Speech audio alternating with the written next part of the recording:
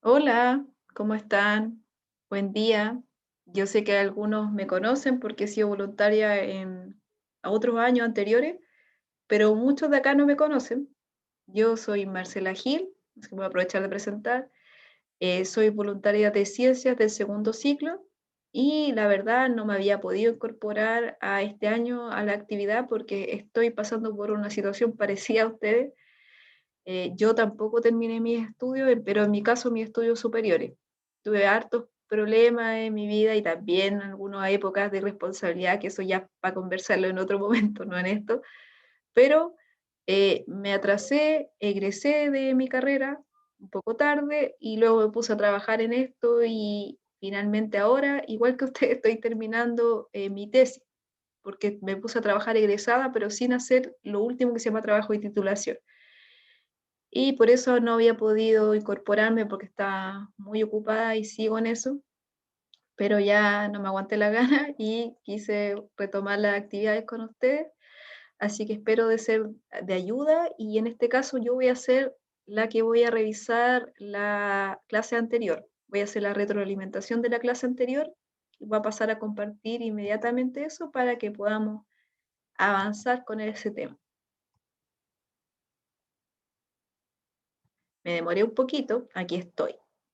Ya. Entonces, como les comentaba, vamos a ver las preguntas de la clase 4. Cualquier duda, obviamente, igual pueden preguntarnos nuevamente.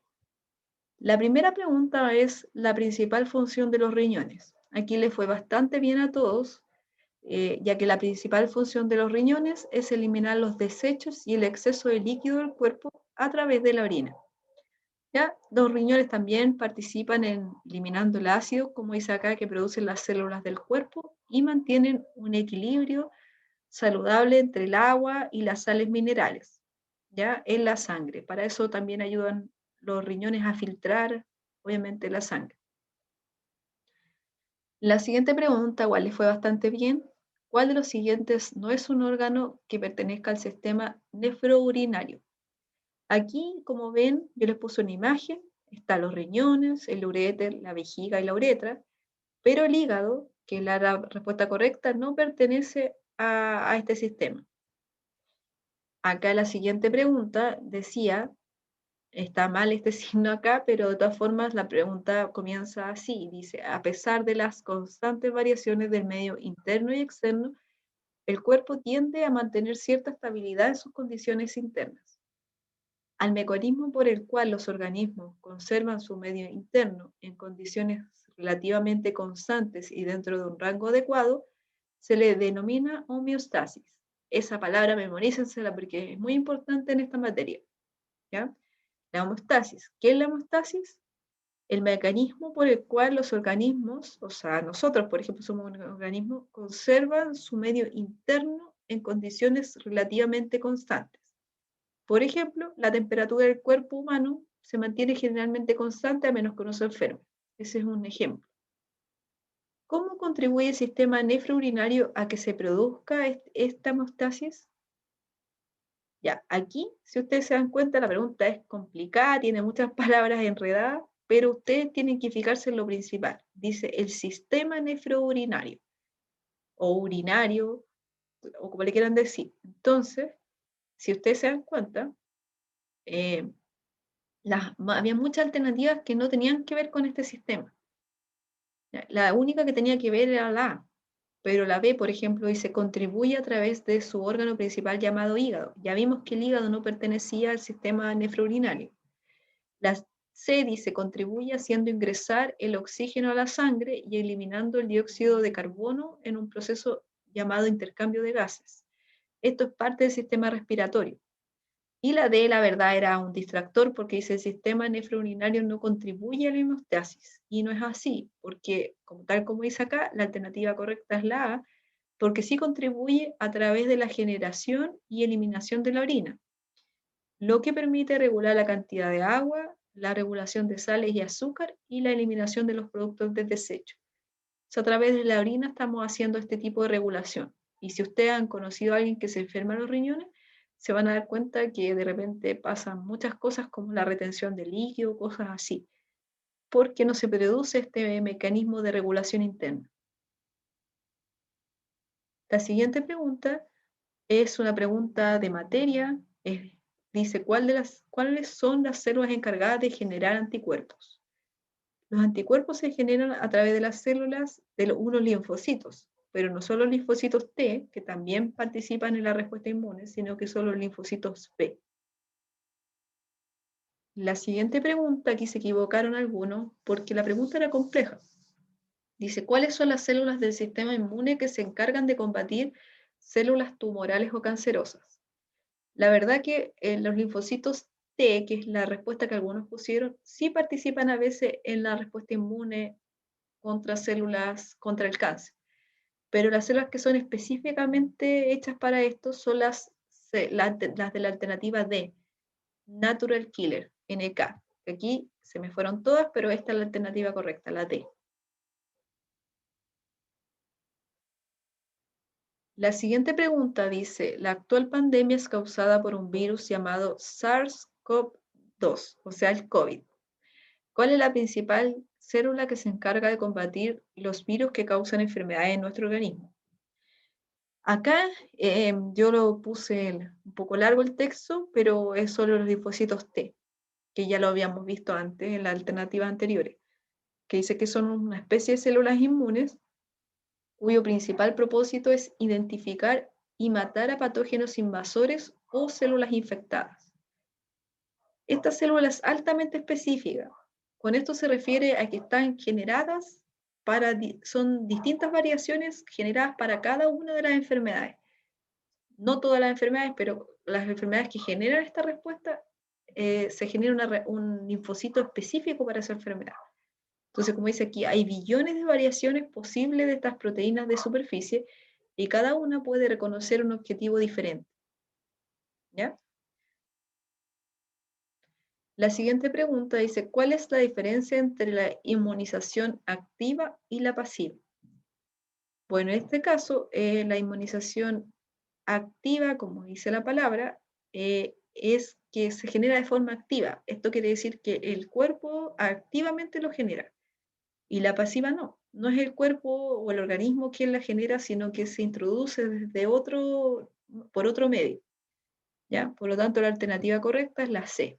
Dice, en la primera es el organismo que genera los anticuerpos y en la segunda el organismo no genera los anticuerpos debido a que son introducidos. Y esto nos va a servir para esta pregunta que viene, porque dice, ¿qué tipo de inmunización se produce en el proceso de lactancia de una madre a su hijo? Entonces, en este caso, el hijo no produce los anticuerpos por sí solo, sino que está consumiéndolo a través de la leche materna.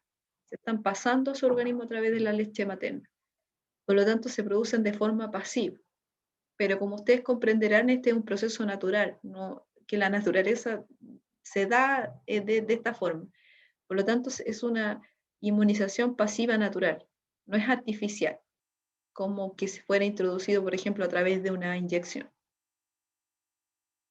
Acá dice, describe un ejemplo en el que ocurre una inmunización activa natural. Yo les puse un diagrama de la inmunización activa en general. ¿Ya? Si ustedes se dan cuenta, acá en este diagrama dice aquí un antígeno microbiano que puede ser una vacuna o puede ser una infección.